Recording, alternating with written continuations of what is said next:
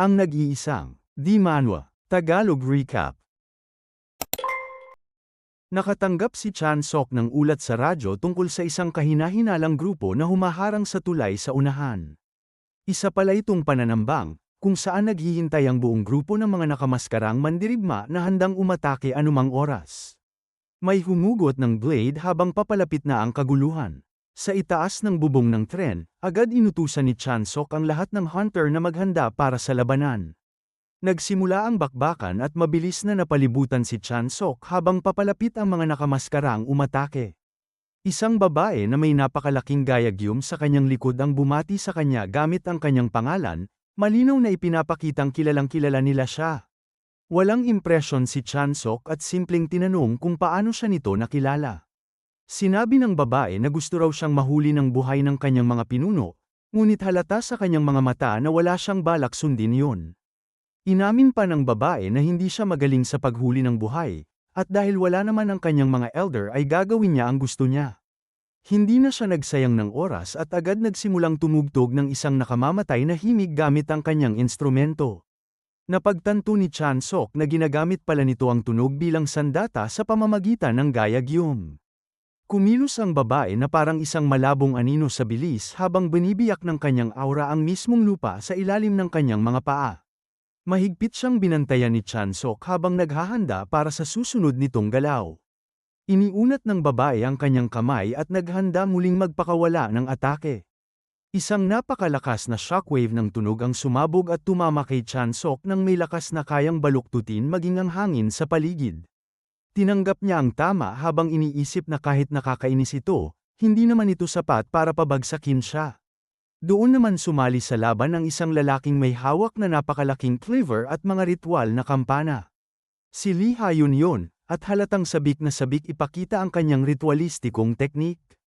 Nagsimula si Ha-yun sa isang magulong ritual na sayaw habang iwinawasiwas ang kanyang kampana at blade sa kakaibang ritmo.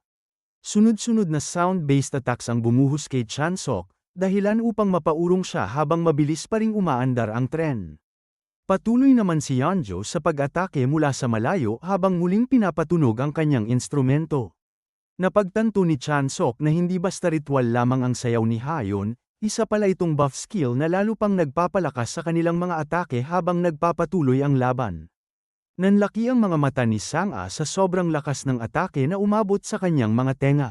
Isang napakalakas na shockwave ng tunog ang muling umalingaw-ngaw. Sobrang lakas na kahit ang mga tauhan sa paligid ay napilitang takpan ang kanilang mga tenga sa sakit. Pinunasan ni Chan Sok ang dugo sa gilid ng kanyang bibig at naging mas seryoso ang kanyang ekspresyon. Tinakpan niya ang isang tenga, halatang sawa na sa walang tigil na ingay. Tumingin siya diretso sa dalawa at walang emosyon na sinabi na basura ang kanilang pagtugtog. Napatawa lamang si Yeonjo at sinabing kahit gaano pa siya lumaban, hinding-hindi niya magagawang hadlangan ang tunog. Biglang nagsimulang magliyab ang kamay ni Chan Sok sa madilim na pulang enerhiya. Kalmado niyang tinanong kung ano kaya ang mararamdaman nila sa susunod niyang gagawin. Pagkatapos ay inactivate niya ang kanyang Paradox Flame, at isang napakalaking alon ng kapangyarihan ang bumalot sa buong paligid. Naguluhan si Yeonjo habang sinusubukang bigyan ng senyas si Ha-yun para sa susunod nilang pag-atake. Ngunit bigla siyang natigilan nang mapagtanto niyang may isang bagay na lubhang mali. Ibinuka niya ang kanyang bibig upang sumigaw, ngunit walang kahit anong tunog na lumabas. Pinagmasdan ni Chan Sok ang kanyang pagkataranta, kuntentong gumana ng eksakto sa plano ang kanyang ginawa. Tinukoy niya na mukhang hindi sanay si Yeonjo sa pakikipaglaban sa isang ganap na tahimik na larangan ng digmaan. Gumalaw siya sa gitna ng patay na katahimikan na parang aninong nababalutan ng kulay lilang apoy. Kumalat ang Paradox Flame at binura ang bawat panginginig at vibration sa paligid. Halos mawala ng kahinahunan si Yeonjo habang desperadong nililibot ng kanyang tingin ang paligid upang hanapin kung saan naglaho ang ating bida. Pilit niyang kinukumbinsi ang sarili na dalawa pa rin sila laban sa isa at kaya pa rin nila itong talunin, ngunit nang tumingin siya kay Ha-yun, nakita niyang pawis na pawis ito at lubhang tekot na tekot. Doon niya napagtantong hindi na sila ang nang-aambush ng isang napakalakas na hampas ng sibat ang biglang bumagsak sa kanya. Desperadong sinubukang alalahanin ni Ha-yun ang plano nila ni So-yeonjo. Kailangan nilang mahuli ng buhay si Chan Sok kahit ano pa ang mangyari. Handa pa nga silang isakripisyo ang kanilang mga buhay para lamang magtagumpay ang misyon. Sumigaw si Hayon kay Chansok na tumigil habang naghahanda siya ng desperadong depensa. Ngunit si Yeonjo ay umuubo na ng dugo at halos hindi na makatayo ang katawan nito. Ang matinding pressure ng aura ni Chansok ay higit pa sa anumang naranasan niya noon. Kalmadong naisip ni Chansok na Lee Hayon pala ang pangalan ng kanyang kalaban. Isang marahas na pagsabog ng mana ang kumalat sa hangin. Iniunat ni Hayon ang kanyang kamay at sinubukang gamitin ang isang sealing technique. Matapos tumanggap ng matinding pambubugbog, galit na sinisi ni Yeonjo si Hayon dahil sinira nito ang lahat sa paggamit ng seal ng masyadong maaga. Ipinagtanggol naman ni Hayon ang sarili at sinabing masyadong pabago-bago si Chansok. Gayunpaman, naniniwala pa rin siyang tuluyan na niyang natrap si Chansok sa loob ng kanyang barrier. Kumbinsido si Hayon na sapat ang absolute barrier na yun upang pigilan maging ang isang halimaw tulad ni Chansok, ngunit nagsimulang mabaluktot ang espasyo dahil sa presensya nito habang nagliliwanag ang kanyang mga mata sa nakakakilabot na aura. Nabiyak ang kumpiyansa ni Hayon nang mapagtanto niyang malapit nang mabasag ang barrier. Sa sobrang pagkataranta, sinabi niya kay Yeonjo na tumayo na upang kunin nila ang shield generator at tumakas. Ngunit isang brutal na atake ang direktang tumama at bumutas sa kanyang depensa.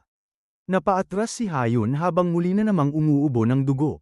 Tumingin si Chansok sa kanilang dalawa at malamig na tinanong kung sino ang nagbigay sa kanila ng pahintulot na basta na lamang umalis. Doon napagtanto ni Hayon na nakaharap nila ang isang nilalang na lampas pa sa kanilang pinakamatinding imahinasyon. Sa sukdulang desperasyon, sumigaw siya kay Yeonjo na tumakas habang may pagkakataon pa ito. Ngunit mapanuyang hinikayat lamang ni Chansok si Yeonjo na subukang tumakbo, dahil wala rin siyang balak palampasin si Hayon. Malinaw niyang sinabi na kailangan muna nilang iwan ang shield generator bago pa man nila maisipang umatras. Ang malamig at tila patay niyang mga mata ay sapat upang iparamdam na walang sinuman ang makakaalis doon. Samantala, sa Hamburg Central Station, tila naging ganap ng disaster zone ang buong lugar. Si Lee Se-yun ay duguan at hinihingal matapos ang brutal na labanan. Dahan-dahang ibinaba ng nakahod na arkero ang kanyang sandata. Bigla nitong napagdesisyonang tapusin na ang kumprontasyon sa mismong sandaling iyon. Nagsimula siyang magsalita tungkol sa umano'y pagiging superior ng Korea at kung gaano siya ka-proud kay Lee Se-yun. Ngunit hindi yun pinaniwalaan ni Se-yun at tinanong niya kung naniniwala nga ba talaga ito sa Hwangok Theory, isang kakaibang teorya tungkol sa sinaunang imperyong Koreano na di umano'y namuno sa buong Eurasia. Punong-puno ito ng mga absurdong kwento tungkol sa sinaunang submarino at mga telepono mula pa raw 60,000 taon na ang nakalipas. Ito mismo ang uri ng propaganda na ginagamit ng descendants of Daemun upang tipunin at impluwensyahan ang kanilang mga tagasunod. Inamin ng arkero na wala siyang pinaniniwalaan ni isang salita mula rito. Lubos na nagulat si Se-yun sa pagiging prangka nito. Ipinaliwanag ng kalaban na hindi naman mahalaga sa kanya kung totoo ang kwento o hindi. Ang mahalaga ay pinaniniwalaan nito ng kanyang mga tagasunod dahil nagbibigay yun sa kanila ng dahilan upang lumaban. Para sa kanya, isa lamang kasangkapan ang pananampalataya, at hindi nito kailangan ng anumang patunay upang maging epektibo. Sinabi pa nito na dapat na rin siyang maniwala bago tuluyang maglaho. Wala nang nagawa si Se-yun kundi panoorin siyang umalis, lubos na nababalisa sa kabaliwan ng mga taong kinakalaban nila. Yumuko siya habang mahigpit na hawak ang kanyang sandata, habang unti-unting bumabalot sa kanya ang katahimikan ng larangan ng digmaan. Mag-isa siyang nakatayo sa gitna ng mga wasak na labi ng istasyon, saka nagpakawala ng isang mahaba at pagod na buntong hininga sa malamig na hangin.